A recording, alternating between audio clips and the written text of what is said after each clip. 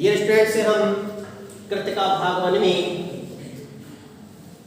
Chapter मेरे संग की औरतें पढ़ रहे हैं।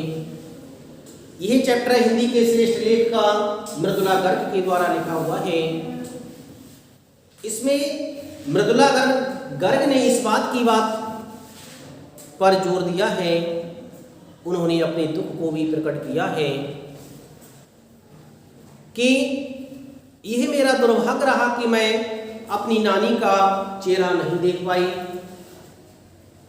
क्योंकि मेरी माँ की शादी होने से पूर्व ही मेरी नानी मृत्यु को प्राप्त हो गई थी।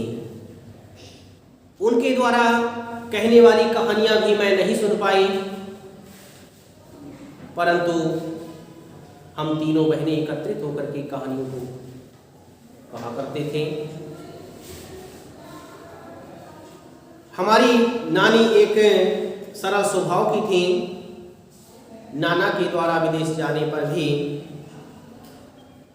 उन्होंने कभी भी कोई समस्या को उत्पन्न नहीं किया, और जब वो वापस लौट करके आए तो पूरी तरह से विदेशी कल्चर में अपने आप को ढाल चुके थे। फिर भी नानी ने कभी भी इस बात का दुख प्रकट नहीं किया, कभी भी अपनी पसंद और नापसंद की बात नहीं की। लेखिका कहती हैं कि पर जब कम उम्र में नानी ने खुद को मौत के करीब पाया तो 15 वर्षीय इकलौती बेटी अर्थात मेरी माँ की शादी की फिक्र ने इतना डराया कि वे एकदम मुंहजोर हो उठी। लेखिका कहती हैं कि जब कम उम्र में नानी ने खुद को यह समझा कि मेरी मौत करीब है, तो उन्होंने फिक्र जाहिर की कि मेरी 15 वर्षीय जो पुत्री है उसकी शादी कर दी जाए। नाना से उन्होंने कहा कि वे पर्दे का लिहाज छोड़कर उनके दोस्त स्वतंत्रता सेनानी प्यारेलाल शर्मा से मिलना चाहती हैं। नानी कहती है कि मैंने उनसे कहा, अर्थात हमारे नाना उनसे कहा था कि वे पर्दे का लिहाज छोड़कर जो प्यारेलाल हैं उनसे मिलना चाहती हैं। सब दंग हैरान रह गए। जिस पर्दानशी औरत ने पराए मर्द से क्या खुद अपने मर्द से मुंह खोलकर बात नहीं की थी, आखिरी वक्त में अजनबी से क्या कहना चाह सकती है। लेखिका कहती है कि सभी इस बात से हैरान थे। सभी को आश्चर्य हो रहा था कि जिस औरत ने कभी भी पराए मर्द से बात नहीं की,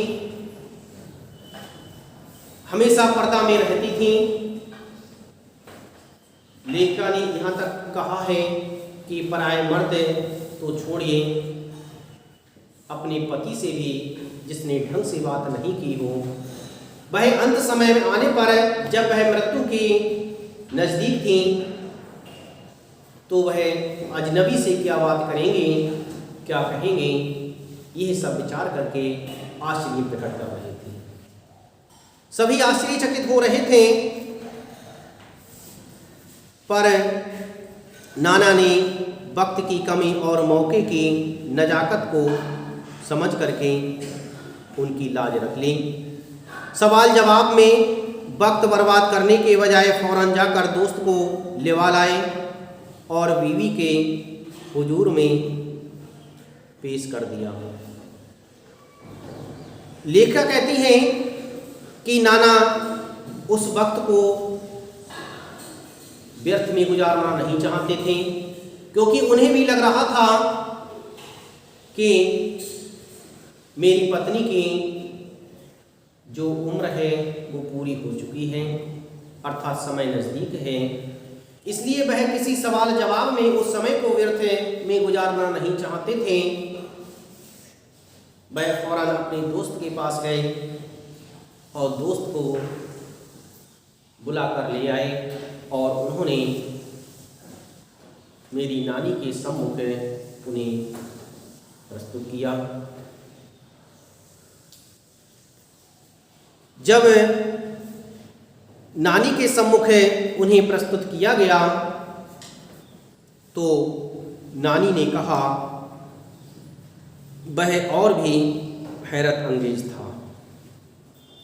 जो नानी ने कहा वह और भी हैरत अंगेज करने वाली बात थी। जो नानी ने उन प्यारे लाल से कहा था, जो नाना के दोस्त थे, वह बात और आश्चर्य को प्रकट करने वाली थी।